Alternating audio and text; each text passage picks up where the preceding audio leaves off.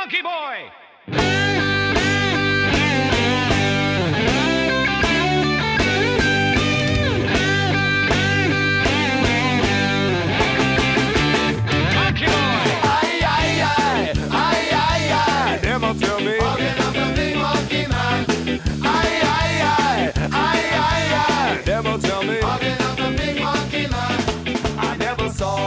Hey everybody, Basilray from VapeTV.com, and I've got a fun device review today.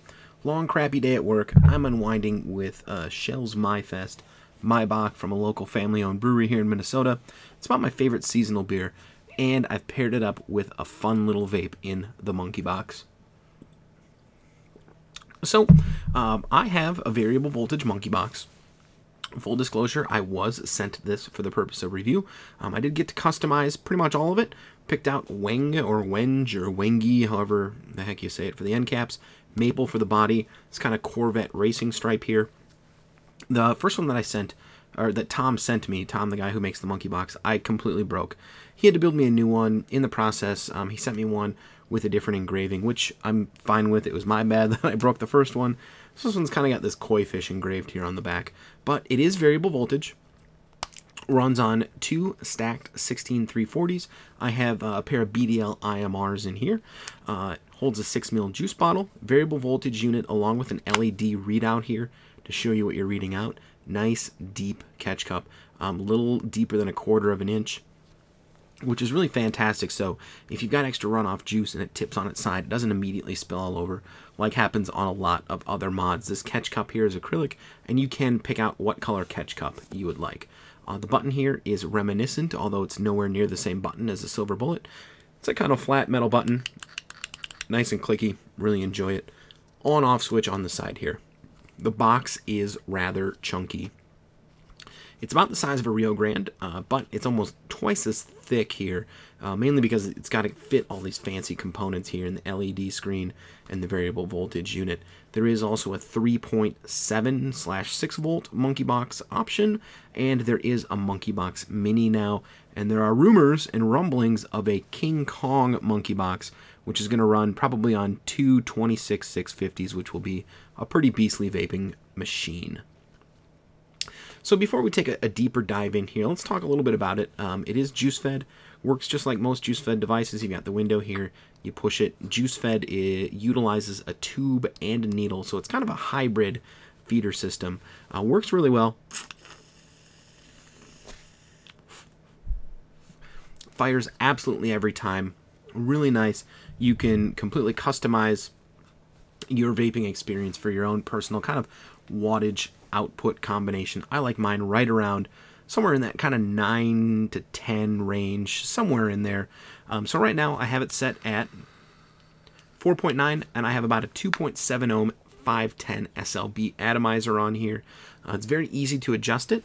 There's a little set screw here. One of the great things that happened between the first box and the second one that I got, Tom made a little bit of a change here. This is now kind of countersunk, so you can really easily see where that screw is. Very easy to turn. Just take this tiny little drill bit, and you can barely any pressure to spin it back and forth to crank it up or down. That comes in part with what Tom sends you, which is a whole kind of mini screwdriver kit here. So it comes with a bunch of different bits, and they will all store inside of this pen here. I have it all taken apart right now. There's a couple of flat head drill bits. The nice thing is that they're very small and will absolutely fit right inside the box. You can take it with you. 6 mils of juice, pair of 16-340s, and that bit. You're ready for whatever might come your way. For me, pretty solid vaping. This will last me a day and a half the way I like to vape it. So pretty impressive battery life from a variable voltage unit with all the extra bells and whistles. The voltage you get out of this is pretty accurate towards what is displayed here, or for what is displayed. There may be about 1/10 of a voltage variance from time to time, depending on how you measure it and what you've got it set at. That being said, this has pretty much not left my hands since I got it. Really enjoy it. It goes everywhere with me and has supplanted my use of my other kind of feeder-based mod. I don't even have that in my possession right now. Sent it off for some custom upgrades. So the MONKEYBoxx This runs right around $200 for the variable voltage model. Like I said, I was sent this for the purposes of review. Picked out the wang, the maple, the Corvette inlay. Got this kind of nifty little koi fish on the back here. Very solid, great woodwork. Feels very solid in the hands.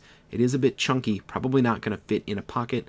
So for me, this on-off switch here usually stays in the on position because I can't fit it in a pair of pants pockets. If I'm wearing cargo shorts or I've got a coat on or something, then those nice large pockets it will fit in very well.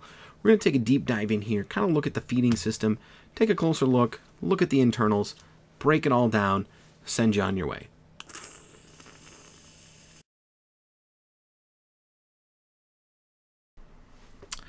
So here we are on the back. Of course, you have the LED screen, which illuminates and shows you what voltage you're set at.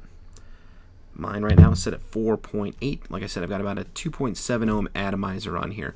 One thing that this device is going to do, it is going to cap out on you. So depending on what kind of atomizer you have here on the top, like I said, mine is about a 2.7 ohm 510. You will kind of max out. There's a wattage cap for different resistance atomizers. So Tom gives you a whole fancy chart with that will kind of explain all of that for you. Inside here, we have two 16340 stacked up, and we have our juice bottle. I'm going to go ahead and just take the batteries out for a moment here so we can kind of take a closer look at the feed setup. So there's my batteries. Now on the actual hinged door here, this is hinged so it doesn't come all apart. The wires are kind of run through a little loom here. Here we have the LED screen and the variable voltage unit. On the flip side here, you have the countersunk set screw. Works very easy. You have to hardly put any pressure on it. So you just pop in the screw, line it up, and you can easily twist it up or down with next to no pressure. It works very well. So back inside the box here, you can see it looks like there's a juice needle here, and the way it actually works, let me see here. I've got one sitting on my desk. It's actually a rubber tube. This is going to be hard to show off here. There's a rubber tube with a little kind of metal sleeve inside, and this empty bottle is going to just slip right inside here. This is the hardest part. It's getting to the point where you're good at lining this up. So what will happen is the bottle will slip into the sleeve, and it will sit like this in the box, and it's absolutely not going to leak. I have not had a drop of leakage in the box.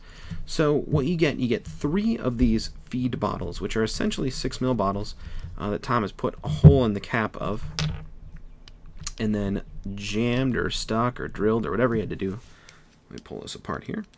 It's essentially a syringe end, a big, large gauge, blunt tip syringe, or a syringe that he's cut down through the actual dripper cap. So this slides right in, fits all the way down, nice, sits right on the bottom there, and then the cap goes over the top. If you don't put this bottle cap back on, it doesn't seal up well enough to really feed the juice, so that's also something you have to do. The feed system works really well. So here you can kind of see it in play. You simply squeeze the bottle, goes up through the needle into the tube out the bottom here. Now inside here there is the rubber tube. There is a little protruding, let's see if we can get it in there. It's going to be probably pretty blurry. There's a little protruding connection here off of the Addy connection. So the rubber piece fits on that. Now you get a few extras with it. The easiest way to change this, let me pull this off. So this is the one right out of the box, is to take a needle. I happen to have a safety pin here. Feed it right up through here. And what you can do is line it up with the feed needle here. Put the needle through the bottom of the feed needle. Oh boy, trying to film this and get it in. There we go. So what I will do is slip it through here and just jam it on, and the rubber tube will force right on there, and you're all set. You get a few extra little pieces of tubing with it as well. So to put the bottle back in, let's see what the best way to show this is here. You kind of just have to line it up. Now this one, I've got it trimmed back a little bit so it's nice and easy to do. So the needle just slips right in there, sits right in, you're ready to go. Works out very, very well. Now let's show you a little bit more about how the variable voltage works, and I'll show you how this kind of cutoff feature works. So here's the spring before I put this battery in. It's not terribly springy, should collapse in the event of an emergency. It just shouldn't be able to take that kind of massive current that would go here if the thing were to short out. So let's go ahead and close up shop here, and let's see what voltage we're at. So I'm going to go ahead and crank this up. There we go. So I'm showing 6 volts here now. When I showed an atomizer load, and again, this is about a 2.7 ohm 510, it's not going to put that out anymore. It's going to cut me off at 5.2. Because of the resistance of this atomizer, it's going to give you kind of a max combination. And I believe this is about a 2.7 ohm SLB 510. I'm not entirely positive on the resistance there. What you're not going to want to do is max it out and run it all the way up to 7 and then fire it, because that's going to put a little bit of extra stress on that unit. It's basically a thermal cutoff inside the unit. There is a whole chart of voltage options and everything that you can run that Tom includes with it, along with a fun little carrying pouch. So there you have it. Nice quick look and rundown of all the internals. The box fits together very well. There's really no creak here. Nothing. Fits together very sturdy, very well built. You know, you wouldn't want to throw this down a flight of stairs or anything, but you shouldn't have any issues.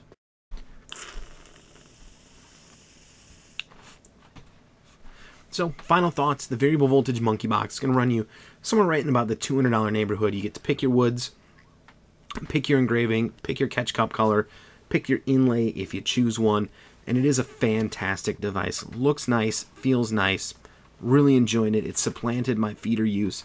This pretty much goes with me everywhere I go now. I'm thoroughly enjoying it, and would absolutely recommend purchasing one of these. Really well thought out, well put together device.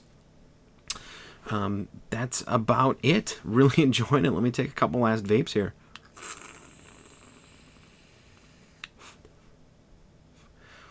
As always, this is Basilray. Catch me Monday nights, 8 p.m. Eastern Standard Time on Vape TV Live. Hit me up at the Basil phone, 612-293-6405. Call or text anytime. Twitter, @Basilray, Facebook.com/Basilray. Again, big thanks to Tom for letting me check out the box. Absolutely love it. This is a must-have in my book right now. Probably one of the best feeding devices on the market. You're thoroughly going to enjoy it. It's worth the penny, especially when you get all the customization options. It's the only really, truly, fully customizable wood mod on the market. Until next time, please keep vaping, and as always, I never saw you, I only heard that you were hugging up the big monkey man.